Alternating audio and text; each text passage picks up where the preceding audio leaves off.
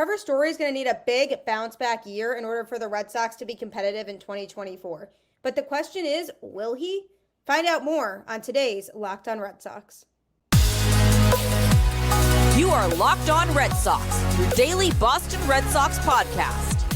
Part of the Locked On Podcast Network, your team every day.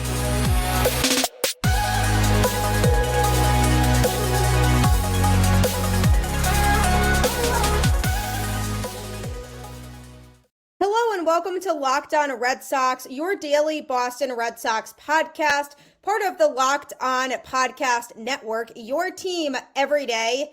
I'm your host, Gabby, former ESPN social media associate and current host of the Boston Balling podcast, and I am here to bring you the latest in all things Boston Red Sox, Monday through Friday, straight to your favorite podcast feed for free. And honestly, who doesn't love free? Isn't that great? So you should honestly tune in. Locked On is your team every day. Today's episode is brought to you by FanDuel. Make every moment more. New customers, join today and you'll get $150 in bonus bets if your first bet of $5 or more wins. Visit FanDuel.com/lockedon to get started. Welcome to another episode of the show. We are 44 days away from opening day. So later on in today's show, I'm going to be going over a really notable player to wear the number 44 for the Boston Red Sox. I'm also going to be talking a little bit about how they stack up with a division rival in the Baltimore Orioles, who are the defending division champs. And I'm also going to be talking a little bit about Trevor Story because he is a player who had high hopes coming into Boston. When the Red Sox signed him, there was a lot of hype surrounding him and his potential with the Red Sox. And unfortunately, circumstances haven't panned out in his favor. They signed him late. He didn't really get a full spring training with the team, so that definitely hurt him that first year. And then he got injured and ended up missing most of the 2023 season with his injury, came back for the last couple months of the season to be able to contribute. And what he did when he did contribute most notably was on defense. The Red Sox had a struggling infield defense prior to his return. They were losing a lot of games because of errors that were being made in the infield defensively. So Trevor Story kind of came in and saved the day there. When I found out he was going to be missing a lot of the season because he was getting surgery, it was definitely upsetting as a fan to hear that. And then more information came out saying, we don't expect him to miss the full season. And that was definitely promising. So sure enough, we waited. And then finally he came back and his arm appears to be better than ever. I mean, defensively, he was playing very good baseball at shortstop when he came back. And it really helped save the Red Sox in a lot of ways. The same cannot be said, though, for his bat. He struggled on offense in 2023, finished the season with just a .203 batting average, 3 home runs, 12 runs scored, and 14 RBIs. He also had 10 stolen bases, though, so he was in double digits at least for that stat. He took 158 at-bats, so ultimately, again, relatively small sample size for his 2023 season because he was injured for a lot of it. His on-base percentage was a .250 and slugging percentage was a .316. His OPS, which a reminder is on-base plus slugging, was a .566. So he did not have a great showing at the plate. He definitely struggled to find his groove, get into the mode that he needed to get into to succeed, and he was having a lot of trouble making contact with the ball. One thing that really stood out was that he struck out 32.7% of the time during the 2023 season. Lots of swings and misses. He was late on a lot of pitches, not really anticipating what was being thrown. And that, to me, feels like he just has trouble with that judgment sometimes. And this isn't very far off from his strikeout percentage in other seasons. For example, in 2022, his strikeout percentage was 30.8%. If you go back to 2018, his strikeout rate was 25.6%. So throughout his career, he actually has struck out quite a bit. This isn't anything new that he specifically did in Boston more than he does throughout his career before that.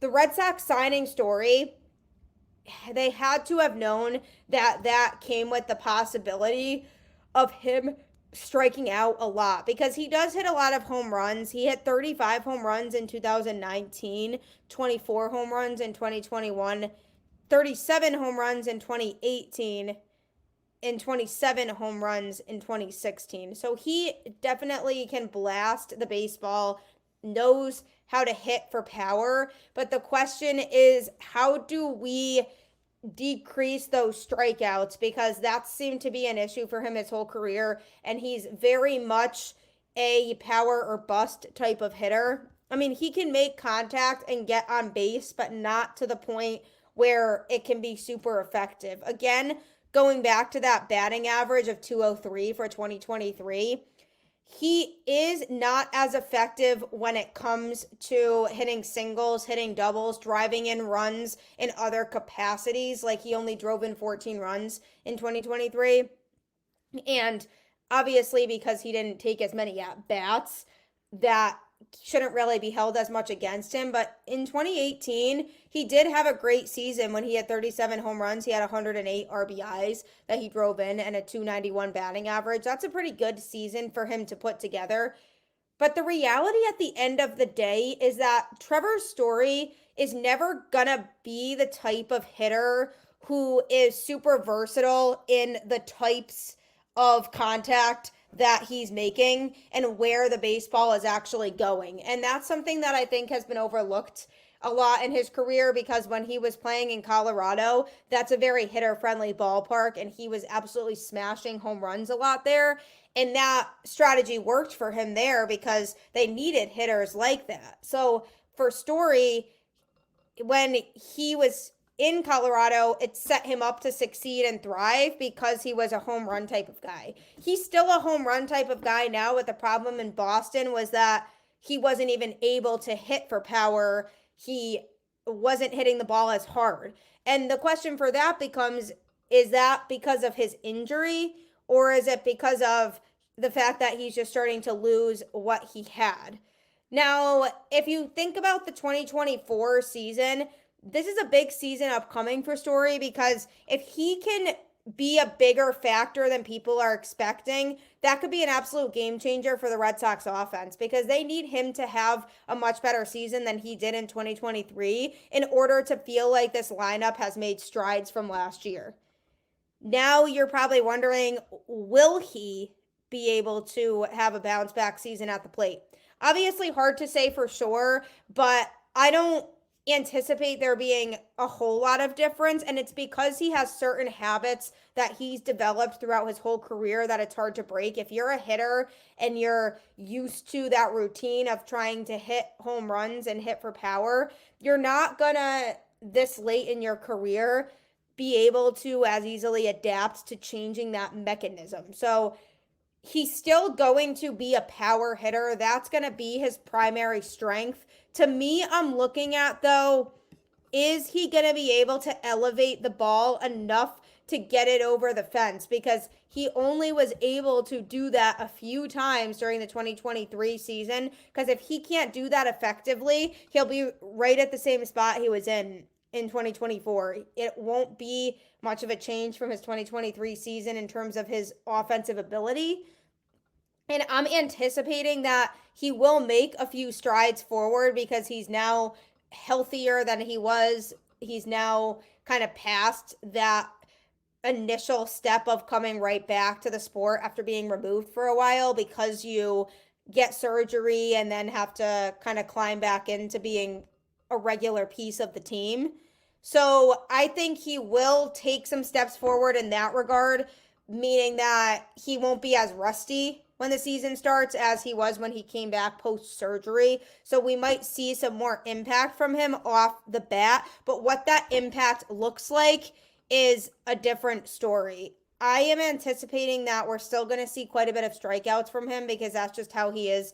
He's always been a good base stealer. He stole 27 bases in 2018, which is a very good number. He stole 20 bases in 2021. So he does steal bases quite a bit, which is something that will help put the Red Sox in a position to succeed. But he definitely doesn't have as much of a sense of being able to hit different types of pitches and be able to be willing to hit for contact as opposed to hitting for power. He is a power guy. I do think he hits more home runs in 2024 than he did in 2023, but I don't anticipate it being anything crazy. I think he's going to be a mediocre hitter still. And the primary reason for me saying that is because I haven't seen enough in the last couple seasons to feel confident that he's going to be able to overcome those obstacles and those habits he's already gotten himself into to be able to become more successful in that manner. And when he hits home runs, it's great for Red Sox fans, but when he's striking out, it's frustrating. And you're not going to get a whole lot of the in-between from him. That's just the type of hitter he is.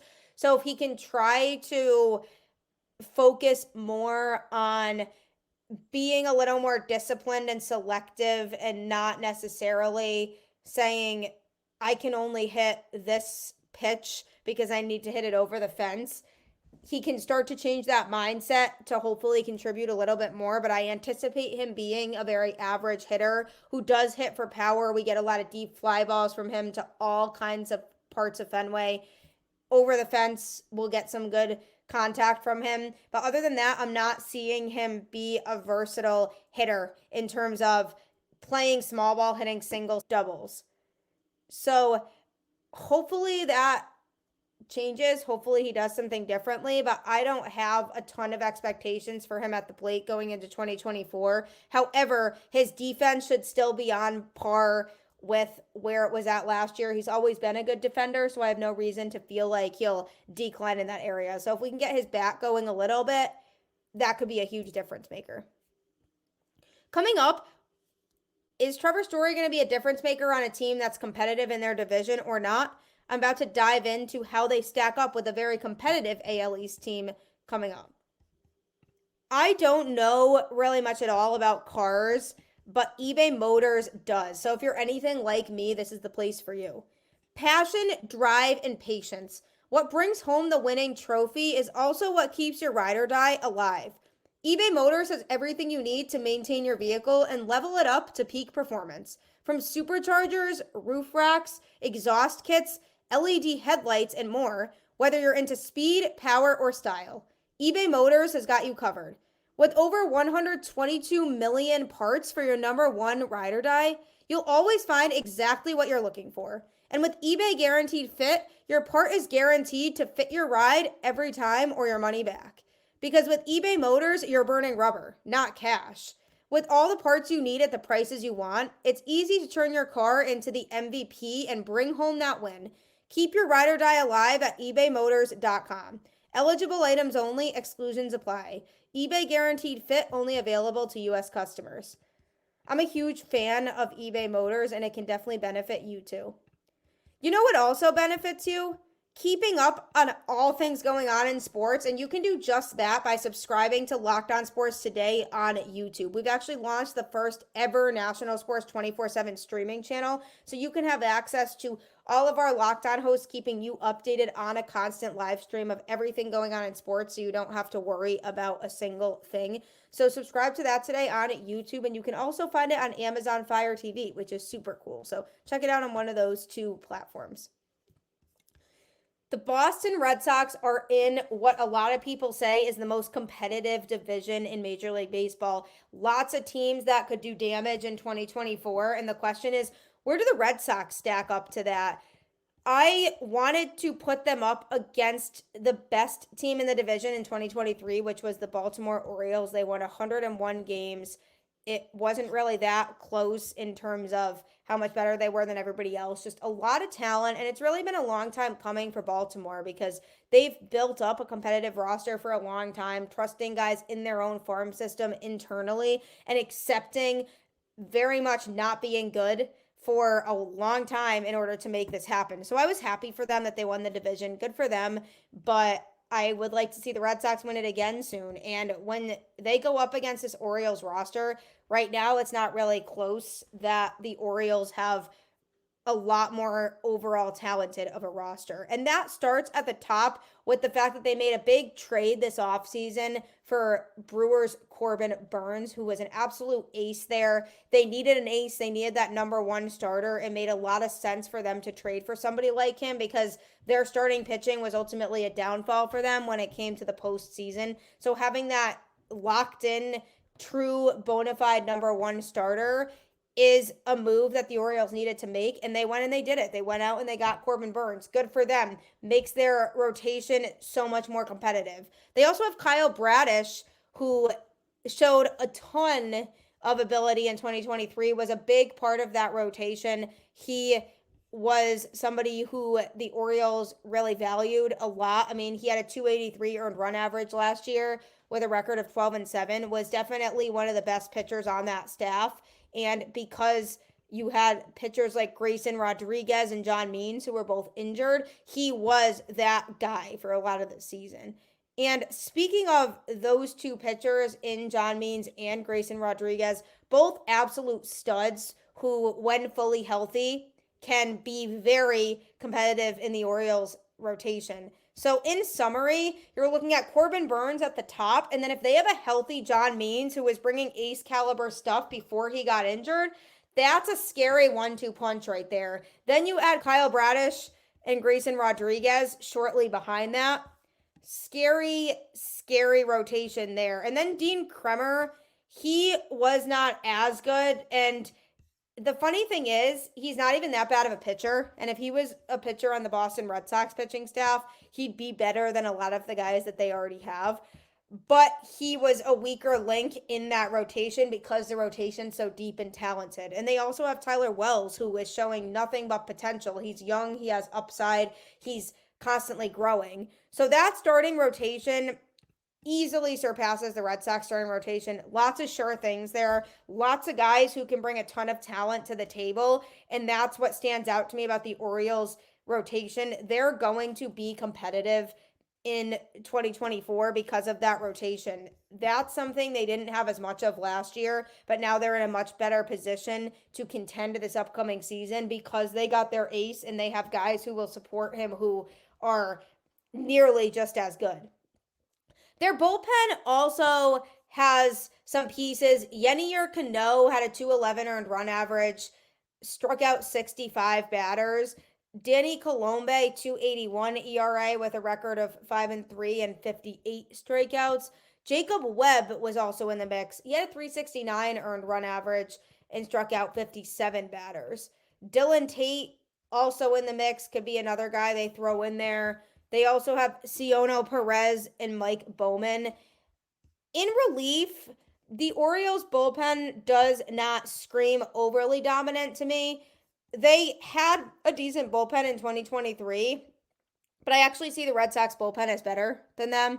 The Red Sox bullpen was their biggest strength last year, and they surpassed the Orioles bullpen in lots of numbers. So if you take the two bullpens next to each other, I'm taking the Red Sox bullpen of Chris Martin, Garrett Whitlock, Tanner Houck, Josh Winkowski, John Schreiber. Those are all very talented arms that the Red Sox have in their bullpen, and I honestly don't think it's that close. The Orioles bullpen did the job enough, but I don't see them as being as competitive as the Red Sox bullpen. And quite frankly, they don't need to be as competitive in their bullpen because of how stacked their rotation is. Their starters will be able to eat up a lot of innings, so they won't need to utilize their bullpen as much. But I'm looking at the Red Sox bullpen and giving them the advantage. Craig Kimbrell is a decent closer. I mean, he had a 3.26 ERA with 94 strikeouts last year. That's a good move for them. He's a bona fide closer. If the Red Sox keep Kenley Jansen, both teams have a bona fide closer. Both have been very good throughout their careers, but both are deteriorating a little bit now. So I see them as pretty evenly matched in terms of expectations that the teams will get. Maybe Kenley's expectations being a little bit lower than Kimbrell's. I think there's going to be a lot of distraction for him going into the season with all the trade talk and all of that. But Kenley's still good. And if the Red Sox trade Kenley, I definitely give the Orioles the leg up from the closer standpoint because they have a bona fide closer in that spot, whereas if the Red Sox trade Kenley, they won't really. So I like both. Both have solidified closers right now, so it'll be interesting to see what the Red Sox do with theirs. The other thing that stands out to me too is the catching situation. I mean, obviously Adley Rutschman is an absolute stud of a catcher. Any team would be lucky to have him on the team. So that's like not really fair. And then James McCann is their other catcher, 222 batting average in 2023, 6 home runs, 26 RBIs. James McCann is not as good of a backup catcher to me as Reese McGuire. Reese was a good backup, but Adley Rutschman far surpasses Connor Wong in terms of a starting catcher. I wish Rutschman was in a Boston Red Sox uniform. That would be amazing, but unfortunately that is not the case. He is an Oriole and he's doing a phenomenal job as an Oriole. So that being considered, they automatically get a catching advantage because they have Rutschman. However, I think Connor Wong and Reese McGuire I'd both put above James McCann. So the Red Sox have that going for them. I think overall talent-wise, they're a little bit deeper at catcher than the Orioles. But there are a lot of guys here in the Orioles infield and outfield that are great. I mean, Gunnar Henderson at third base, phenomenal player, rookie of the year, just has so much potential to continue to grow. Cedric Mullins in center field, Austin Santander in right field, Ramon Urias at third base, Ryan Mountcastle as a DH. I mean, he had a good year last year, 270 batting average, 18 home runs, 68 RBIs. Lots of very talented hitters in this lineup. And when you look at the Red Sox lineup, I do worry a little bit about there being a lot of question marks when it comes to, are these guys going to be able to produce? We were just talking about one of them earlier in the show in Trevor Story.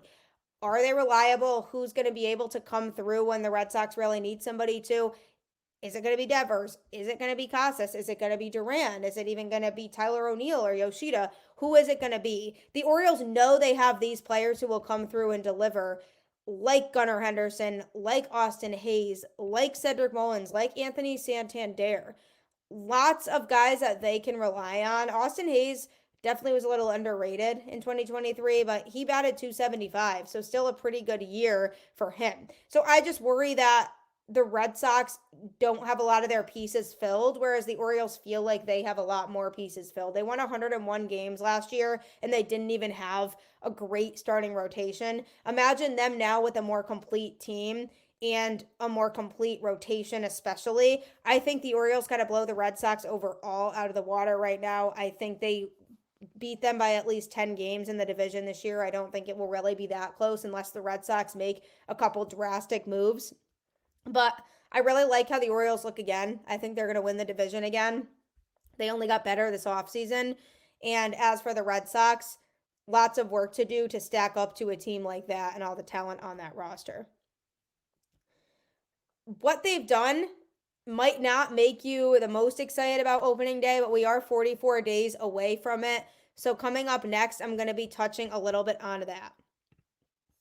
This is the time of year where it's so fun to get into sports betting because there are so many things you can bet on, lots of money you can make, and you can be creative with it. And that's exactly why FanDuel is here for you. Get buckets with your first bet on FanDuel, America's #1 sports book. Because right now, new customers get $150 in bonus bets with any winning $5 bet. That's $150 if your bet wins. Bet on all your favorite NBA players and teams with quick bets, live same-game parlays, exclusive props, and more. Just visit FanDuel.com/lockedon and shoot your shot. FanDuel, official sportsbook partner of the NBA. FanDuel is awesome. There are so many different ways to win. So if you're looking to win money, FanDuel's the best place for you. Another really good place for you is Locked On Sports Today. Locked On has actually launched the first ever national sports 24/7 streaming channel on YouTube. And now you can also find it on Amazon Fire TV. Locked On Sports Today is here for you 24/7, covering the top sports stories of the day with the local experts of Locked On, plus our national shows covering every league. Find the Locked On Sports Today channel now on Amazon Fire TV or on YouTube, and you can subscribe and not have to worry about missing anything. Get yourself all caught up and save the time of scrolling through Twitter. We are here 24/7, no matter where you are. So subscribe to Locked On Sports today or find it on Amazon Fire TV. 44 days until opening day. The countdown is in full force, really right around the corner at this point. And in honor of there being 44 days remaining, I wanted to point out a notable player to wear number 44 for the Boston Red Sox. He was not in a Red Sox uniform for that long, but when he was, he definitely made a big impression here, and that was Orlando Cabrera. He's a shortstop who absolutely helped change the culture of the 2004 Red Sox when he arrived in a July 31st blockbuster trade for Nomar Garciaparra. He's very talented. Over his career, he had 2,055 total hits, over 7,562 at-bats, and finished with a career batting average of 272. He recorded 84 RBIs and 216 stolen bases to go with 123 home runs. His career on base percentage was 317 and slugging was 390. Very high numbers, all of this, by the way. A career 272 hitter makes you pretty good because it's very hard to stay consistent year after year. Every player is going to struggle. Every player is going to have down years, but to finish your career with a 272 batting average means you were very good at the plate more often than not. So it's always a good sign. And in his time with the Red Sox, it was short-lived. He was traded to the team on July 31st, 2004 as part of a 4-team trade. When he came over to Boston, he batted .294 with 6 home runs and 31 RBIs in 58 games with the Red Sox. He also was able to bring stability to the shortstop position, which was huge for Boston. Again, we've seen this problem last year, not a lot of stability at that position, rotating players in. So he helped solve that back then in 2004. The trade really helped solidify Boston's infield defense and energize the team, which then went on to go 42-19 after the deal to win the AL wild card. And they were 56-45 before that trade. So he made a big difference. And there were actually Red Sox players who went on record to talk about what difference he makes. Curt Schilling actually said he's a game changer in the field for me. So that's pretty cool because Curt Schilling obviously is a pretty impactful player that played for the Red Sox and made a huge difference on the field. So to say that about somebody who came over and was only on the team for the second half of the season is huge. Cabrera hit a home run on his first at-bat with the Red Sox on August 1st, becoming the 8th Boston player to accomplish that feat. In Game 2 of the 2004 ALDS, he hit a bases-clearing double, helping the Red Sox sweep the Angels. It's such a cool moment in time, moment in history to be able to say that he was part of that 2004 team that broke the curse. And it'd be interesting to hear from his perspective how he impacted the Red Sox in that way. But he was so important to the Red Sox that their mentality changed drastically. Their performance changed drastically. They went on this absolute memorable tear after he came. So what really was it? His attitude was definitely one thing. Passionate about the game, good clubhouse leader, and was great defensively as a shortstop in what had been a very shaky infield for the Red Sox. So there was definitely a positive outlook there when they did acquire him to help change what the Red Sox were looking like in the standings during that time before they went on to have this incredible, memorable run. Following his 2004 World Series victory with the Red Sox, Cabrera signed to a 4-year, $32 million contract as a free agent with the Anaheim Angels. He ended up replacing David Eckstein at shortstop there. So for him, it was a good situation. Again, he played really well in Anaheim. But what we can take away from his short stint with the Red Sox is that they don't break the curse that year without him. And all these conspiracy theorists are saying, what would have happened if they never traded for him? Do they not break the curse? We'll never know. But all I do know is that he was a huge part of that. And people will never forget his impact on the Boston Red Sox because of the fact that, again, they broke the curse that year and there was just so much going against them until that trade happened. And then something clicked with this team that I like to think he had a lot of credit for. in bringing this team back to prominence, back to a spot they wanted to be in, and back to a place where they gave themselves the chance to win the whole thing. And sure enough, that's exactly what happened. So Orlando Cabrera, props to you for being a great teammate in Boston, helping to change the culture there, and being one of the most successful players to wear a Boston Red Sox uniform, even though it was short-lived.